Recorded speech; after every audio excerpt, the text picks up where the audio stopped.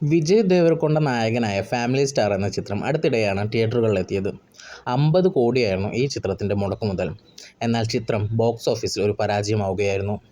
തിയേറ്ററിൽ നിന്നും ചിത്രം ആകെ കളക്ട് ചെയ്തത് 35 കോടി മാത്രമാണ്.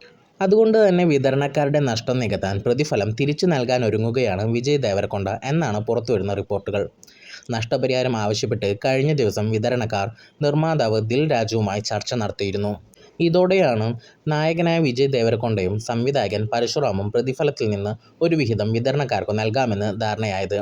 2022 പുറത്തിറങ്ങിയ സർക്കാരുവാരി പാട്ട എന്ന ചിത്രത്തിന് ശേഷം പരശുറാം സംവിധാനം ചെയ്യുന്ന ചിത്രമാണ് ഫാമിലി സ്റ്റാർ.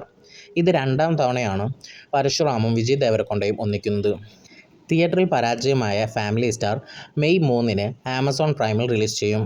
ഈ ചിത്രത്തെക്കുറിച്ചുള്ള നിങ്ങളുടെ അഭിപ്രായങ്ങൾ കമൻറ്റ് ചെയ്യുക. അതുപോലെ തന്നെ സബ്സ്ക്രൈബ് ചെയ്ത് സപ്പോർട്ട് ചെയ്യുക. മറ്റൊരു വീഡിയോയുമായി വീണ്ടും കാണാം.